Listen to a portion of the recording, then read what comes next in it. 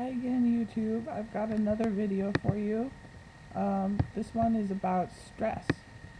I've found that a major trigger for my own and other people's manic and depressive episodes is stress. For instance, my first big manic break was triggered by the stress of my impending honors thesis, and one of my depressive episodes was caused by the stress of graduating from college. Another depressive episode was caused by the stress of losing a friend of mine to a heroin overdose, and another was due to the stress of graduating from high school. I feel like other people have had similar reactions to stress. Stress is just a major trigger for bipolar episodes. So what are we supposed to do about this?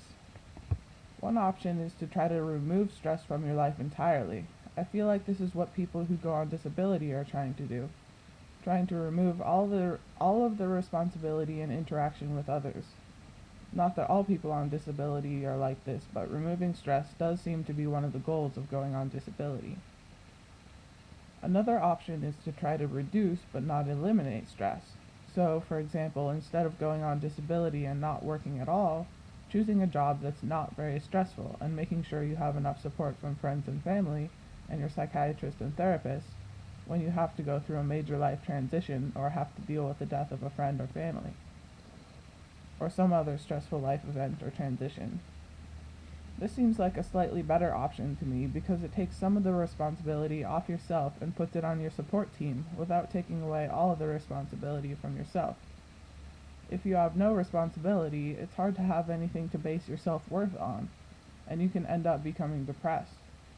I know when I have no obligations, like when I was waiting for my new job to start, I was going stir crazy and feeling awful for not accomplishing anything. At least for me, I have to have some sort of accomplishment in my life to feel good about, or I'll get really anxious and depressed. A third option is to learn to cope with stress head-on. I feel like this is one of the goals of CBT and DBT, cognitive behavioral therapy and dialectical behavioral therapy, especially DBT. DBT teaches distress tolerance, which is basically learning to push through unpleasant feelings like stress without reacting in destructive ways. Instead, it teaches neutral or constructive coping skills. One way of pushing through unpleasant feelings is just to notice unpleasant feelings, give them a name, and then not judge yourself for having those feelings. Another distress tolerance trick I like to use is to pretend I'm wading in a river and watching my thoughts flow by, but not holding on to any of them, just letting them whoosh on by. That way my anxious and stressed thoughts don't stay with me. And if they do stay with me, I just bring my attention back to the movement of the river and let the thoughts go once more. There are all sorts of DBT exercises like this that really help with dealing with stress.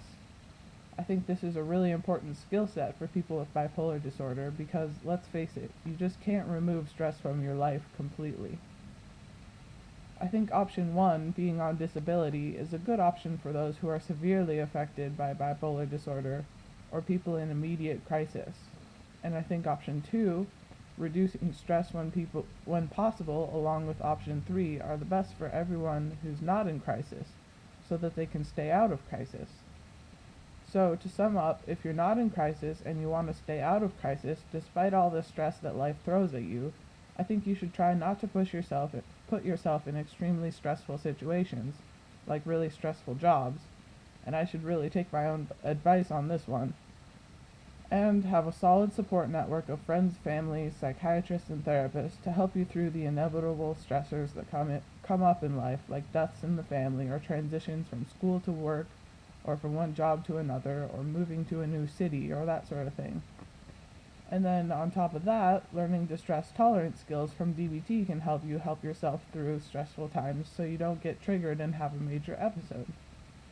That's just a little advice from me. I have a hard time following my own advice, but I'm working on it. If anyone has any feedback about dealing with stress and stress as a trigger for bipolar episodes, please leave a comment. That's all I have for now. Thank you for watching.